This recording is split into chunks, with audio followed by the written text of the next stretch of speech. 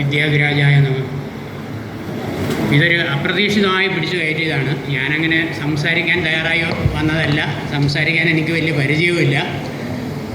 പക്ഷേ ഞാൻ ശ്രദ്ധിക്കാറുണ്ട്. അപ്പോൾ ഈ ഡോക്യുമെൻറ്റേഷനാണ് എൻ്റെ ഒരു പ്രവൃത്തി. അപ്പോൾ ഞാൻ കുറച്ച് ഡോക്യുമെൻ്റ് ചെയ്യാൻ ശ്രമിച്ചിട്ടുണ്ട് ഇവിടെ. പക്ഷേ ഇവിടെ ഇപ്പോൾ ഞാൻ നോക്കിയപ്പോൾ നമ്മൾ വളരെ പ്രധാനപ്പെട്ട ആളുകളുടെ നല്ല പ്രഭാഷണങ്ങൾ നമ്മൾ അങ്ങ് വിടാം. പിന്നെ ഉള്ളത് യൂണിവേഴ്സിറ്റി തലത്തിൽ നിന്നുള്ള 3 കുട്ടികൾ, അമീന, പിന്നെ ഹരിത, ബീന, പിന്നെ ഒരു ടീച്ചറുണ്ട്. അപ്പോൾ ടീച്ചറുടെ പ്രസംഗം അവസാനമായിട്ട് ഞാൻ ആദ്യമേ എൻ്റെ അഭിപ്രായം പറയട്ടെ. സ്വാമിയുടെ ഭാഷ ഈ ആക്സസ് ടു ഇൻഫർമേഷന് വളരെ പ്രധാനപ്പെട്ട ഒരു ഘടകമാണ്. അപ്പോൾ ഈ ആക്സസ് തടഞ്ഞിരുന്നത് ഭാഷ ഉപയോഗപ്പെടുത്തിക്കൊണ്ടാണ്. ഒന്ന് സംസ്കൃതം, പിന്നെ വരുന്നത് ഈ കുട്ടികളത് സൂചിപ്പിക്കുകയുണ്ടായി. പിന്നെ വരുന്നത് മലയാളം. സ്വാമി സാധാരണക്കാർക്ക് വേണ്ടിയാണ് ചെയ്തതെങ്കിലും മലയാളം നമുക്ക് ആക്സസ് ചെയ്യാൻ വളരെ പ്രധാനപ്പെട്ട വലിയ കട്ടിയുള്ള ഭാഷയിലാണ് സ്വാമി മിക്കവാറുള്ള എഴുതിയിരിക്കുന്നത്. ഒരുപക്ഷെ സംസ്കൃതത്തിനേക്കാളും പ്രയാസമാണ് എന്ന് തോന്നും. പലപ്പോഴും ഞാൻ പഠിക്കാൻ ശ്രമിക്കുമ്പോൾ എനിക്കങ്ങ് തോന്നിയിട്ടുണ്ട്. ഇപ്പോൾ ടീച്ചർ പ്രപഞ്ചത്തിലൊരു സ്ത്രീ പുരുഷന്മാർക്കുള്ള സ്ഥാനം എന്ന് പറയുന്നത് അതിമനോഹരമായി നമുക്ക് മനസ്സിലാകുന്ന ഭാഷയിൽ സമ്മപ്പ് ചെയ്ത് പറഞ്ഞു. ഇത് വളരെ ഉപയോഗപ്പെടുന്നൊരു കാര്യമാണ്. സ്വാമിയുടെ കൃതികൾ ഇതുപോലെ ഉള്ള ഭാഷയിൽ സാധാരണക്കാർക്ക് പറ്റുന്ന തരത്തിൽ കൊണ്ടുവരാമെങ്കിൽ അത് ഒരുപാട് പേർക്ക് ഉപയോഗപ്പെടും. ഈ സ്വാമി പറഞ്ഞിരുന്ന നമുക്ക് മനസ്സിലാകാത്ത ഒരുപാട് കാര്യങ്ങൾ സമൂഹത്തിന് ഉപയോഗപ്പെടും, ഈ ഗവേഷണ വിദ്യാർത്ഥികൾക്ക് ഉപയോഗപ്പെടും. അപ്പോൾ ഇതൊരു സാമ്പിളായി ഞാൻ കാണുന്നു ഈ ടീച്ചർ അതിനെക്കുറിച്ച് അഭിപ്രായങ്ങൾ അധികമൊന്നും പറഞ്ഞില്ലെങ്കിലും അത് നമുക്ക് മനസ്സിലാവുന്ന ഭാഷയിൽ അത് പറഞ്ഞു തന്നു. വലിയ പാടായി പ്രപഞ്ചത്തിൽ സ്ത്രീ പുരുഷന്മാർക്കുള്ള സ്ഥാനം എന്നുള്ള ഇത് തന്നെ പെട്ടെന്ന് മനസ്സിലാക്കി, ഇപ്പോൾ വായിച്ച് മനസ്സിലാക്കി. പിന്നൊന്ന് നമ്മുടെ ഈ കുട്ടികൾ ചെയ്തതാണ്. ഈ കുട്ടികൾ ഗവേഷണ വിദ്യാർത്ഥികൾ, എനിക്കവർ എന്ത് വിഷയത്തിലാണ് ഗവേഷണം ചെയ്യണമെന്ന് അറിഞ്ഞൂടാ. നിങ്ങൾ ചട്ടമ്പിസ്വാമിയെക്കുറിച്ചാണോ നിങ്ങളുടെ ഗവേഷണമല്ല? അല്ല. എന്താ വിഷയം നിങ്ങളുടെ? മറ്റേ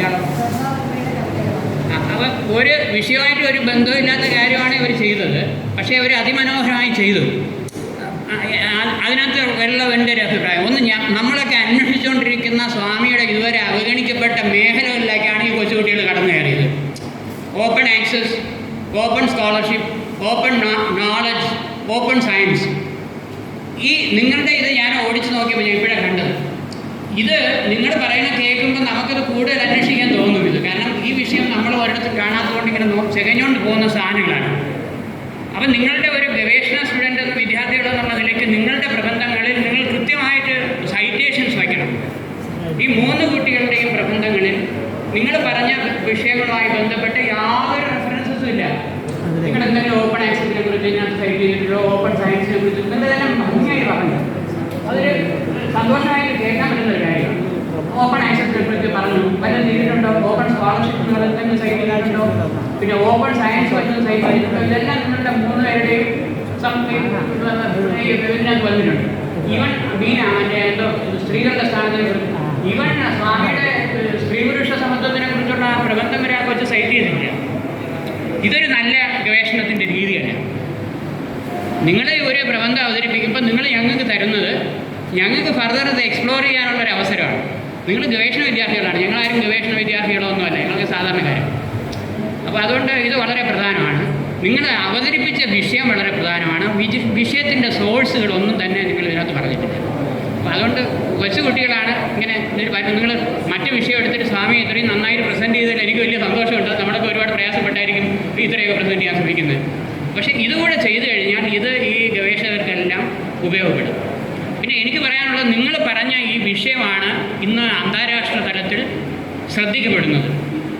കാരണം നമ്മളിപ്പോൾ സ്വാമിയുടെ ഒരു 10-70 പുസ്തകങ്ങൾ എടുത്ത് നോക്കിക്കഴിഞ്ഞാൽ സ്വാമി വെള്ളത്തിൻ്റെ പുറത്തൂടെ നടന്നുപോയി, പറന്നുപോയി, ഇങ്ങനെയുള്ള ഒരുപാട് കാര്യങ്ങൾ കിട്ടും. രോഗം മാറ്റി, ഇവിടെയുള്ള ആൾ അവിടെ കണ്ടു. ഇതൊക്കെയാണ് സ്വാമിയുടെ 70ഓളം പുസ്തകങ്ങളിലുള്ളതിൽ 75%. പക്ഷേ ഇത്തരം കാര്യങ്ങൾ ഇതുവരെ ആരും ശ്രദ്ധിച്ചില്ല. ഇപ്പോൾ ശ്രദ്ധിച്ചു തുടങ്ങിയിട്ടുണ്ട്. അതാണ് ഈ കുട്ടികളുടെ ഇവരെവിടുന്ന് ഏത് സോഴ്സിൽ നിന്ന് എടുത്താലും അതാണ് നമുക്ക് മനസ്സിലാവുന്നത്. അതായത് സ്വാമിയെക്കുറിച്ച് നമ്മൾ എന്ത് മനസ്സിലാക്കണം, സ്വാമി എന്താണ് എന്നുള്ള ഒരു അന്വേഷണം അല്ലെങ്കിൽ ആ ഒരു അറിവിലേക്കാണ് ഇന്ന് ഈ ഗവേഷകർ പൊയ്ക്കൊണ്ടിരിക്കുന്നത്. അപ്പം അതാണ് ഈ കുട്ടികളുടെ ഈ പ്രബന്ധങ്ങളിൽ നിഴലിച്ചത് എന്നെനിക്ക് തോന്നുന്നു, എൻ്റെ അഭിപ്രായമാണ്. അതൊന്ന്. പിന്നെ ഇവർ പറയുന്ന വിഷയം നമ്മളിനി സ്വാമിയുടെ ശ്രദ്ധിക്കേണ്ട വിഷയമാണ് ഈ ഓപ്പൺ ആക്സസ് ടു നോളജ്. സ്വാമി വേദാധികാര നിരൂപണത്തിലൊന്നും പറഞ്ഞത് വേദം പഠിക്കാനും മന്ത്രങ്ങൾ പഠിക്കാനും അതൊന്നല്ല എന്ന് സ്വാമി ഉദ്ദേശിച്ചത്. അത് ഇന്നും നമുക്ക് മനസ്സിലായിട്ടില്ല. നമ്മൾ എല്ലാ വേദാധികാര നിരൂപണത്തിനെ കുറിച്ചുള്ള ഏത് പഠനമെടുത്താലും ഏത് പുസ്തകം എടുത്താലും ആ ഒരു ആസ്പെക്ട് മാത്രമാണ് നമ്മൾ ശ്രദ്ധിച്ചിട്ടുള്ളത്. ഇപ്പോൾ അടുത്ത കാലത്ത് എനിക്ക് തോന്നുന്നു ഇറ്റലിയിലും ഫ്രാൻസിലും സ്വാമിയെക്കുറിച്ച് നടന്ന പഠനങ്ങളിൽ സ്വാമിയുടെ വ്യക്തമായിട്ടൊന്നും പറഞ്ഞിട്ടില്ലെങ്കിലും സ്വാമിയുടെ കൃതികൾ കമ്മ്യൂണിസ്റ്റ് മാനിഫെസ്റ്റോയുടെ സാമ്യമുള്ള കൃതിയാണ് വേദാധികാര നിരൂപണമെന്നും വേദാധികാര നിരൂപണം എന്ന് പറയുന്നത് ടൈറ്റിൽ മിസ്ലീഡിംഗ് ആണെന്നും വ്യക്തമായി ഫ്രാൻസിലും ഇറ്റലിയിലും നടന്ന ഗവേഷണങ്ങളിൽ അവർ പറയുന്നുണ്ട്. മാത്രമല്ല, അതായത് മാർസിൻ്റെ സമയത്ത് മാർസിന് പറ്റിയൊരു തെറ്റാണ് സ്വാമി അതിന് മുമ്പോ ആ സമയത്ത് പൂരിപ്പിച്ചിരിക്കുന്നത്. മാർസ് പറഞ്ഞത് ഭഗവത്ഗീതയിലുള്ള ഒരു വലിയ ദർശനമാണ്, എല്ലാവർക്കും എല്ലാം തുല്യമായി വീതിച്ചു കൊടുക്കുക എന്നുള്ളതാണ്. പക്ഷെ വീതിച്ചു കൊടുക്കുന്നത് മാർസ് പറഞ്ഞത് ഭൗതിക സമ്പത്ത് മാത്രമാണ്. സ്വാമി പറഞ്ഞത് അങ്ങനെയല്ല, അറിവ് വീതിച്ചു കൊടുക്കുക, അറിവിലേക്കുള്ള ആക്സസ് കൊടുക്കുക എന്നുള്ളതാണ്. ഈ അറിവിലേക്കുള്ള ആക്സസ് കൊടുക്കാതെ ഭൗതിക സമ്പത്ത് വീതിച്ചു കൊടുത്തു കഴിഞ്ഞുകൊണ്ട് ഒന്നും നേടാൻ പറ്റില്ല. സമൂഹം ഒരിക്കലും പ്രോഗ്രസ് ചെയ്യത്തില്ല. അത് നമ്മളിവിടെയും കണ്ടതാണ്. കേരളത്തിൽ ഭൂപരിഷ്കരണം, ഭൂമി എല്ലാവർക്കും കൊടുത്തു, പക്ഷെ അതുകൊണ്ട് ആരും ഗുണം പിടിച്ചില്ലല്ലോ. കൊടുത്തവർക്കും ഗുണമുണ്ടായില്ല, കിട്ടിയവർക്കും ഗുണമുണ്ടായി. പക്ഷെ അതെങ്ങനെ നിലനിർത്തണം, പോഷിപ്പിക്കണം എന്നൊക്കെയുള്ള അറിവുകൾ നമ്മുടെ ഈ അറിവാണ് വേദങ്ങൾ എന്ന് പറയുമ്പോൾ അതിനകത്തുണ്ട്. മറ്റേ അഗ്രികൾച്ചറും പ്രകൃതി സംരക്ഷണവും ഇതെല്ലാം ഉണ്ട് അതിനകത്ത്. ഈ അറിവും കൂടെ കൊടുക്കണം എന്നുള്ളതാണ് സ്വാമി പറഞ്ഞത്. അപ്പം മാർസിനെ സ്വാമി അല്ലെങ്കിൽ പൂരിപ്പിക്കുകയായിരുന്നു, അല്ലെങ്കിൽ അതിൻ്റെ പാരലായിട്ടുള്ള ഈ സാധനമാണ് ഇന്ന് ഗവേഷണ വിഷയമായി മാറിയിരിക്കുന്നത്.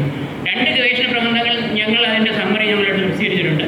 അത് ഈ ആസ്പെക്റ്റാണ് open access to knowledge, open science, open scholarship എന്നൊക്കെ പറഞ്ഞാൽ ഈ 20 വർഷമായി വെസ്റ്റേൺ യൂണിവേഴ്സിറ്റീസിൽ, നമ്മുടെ ഭാരതത്തിലെ സർവകലാശാലകളിലൊന്നും വന്നിട്ടില്ല, വെസ്റ്റേൺ യൂണിവേഴ്സിറ്റീസിലെ ഏറ്റവും പ്രധാനപ്പെട്ട ഒരു മൂവ്മെൻറ്റിൻ്റെ ദാർശനികമായ ഉള്ള ഒരു അടിത്തറ എന്ന് പറയുന്നത് സ്വാമിയിൽ നിന്ന് അവരെടുത്തതല്ല, നമ്മളുടെ പണ്ടത്തെ ഈ സ്പിരിച്വൽ മാസ്റ്റേഴ്സിൻ്റെ ദർശനങ്ങളിലും അവരുടെ കൃതികളിലും ഉണ്ടെന്നും അതിൽ പ്രധാനപ്പെട്ടതായിട്ട് സൈറ്റ് ചെയ്യാവുന്നത് വേദാധികാര നിരൂപണം ആണെന്നും അവർ കണ്ടെത്തിയിട്ടുണ്ട്. അപ്പോൾ അതുമായിട്ട് ബന്ധപ്പെട്ട് ഈ കുട്ടികളുടെ 2 പ്രബന്ധങ്ങളിൽ കണ്ടതിൽ വലിയ സന്തോഷമുണ്ട്. നല്ലൊരു സെമിനാറായി മാറിയിട്ടുണ്ട്. അതുകൊണ്ട് തന്നെ ഈ യങ്സ്റ്റേഴ്സാണ് ഇത് നിലനിർത്താനും ഇനി കൊണ്ടുപോകാനുള്ളത്. സന്തോഷമുണ്ട്. നന്ദി, നമസ്കാരം.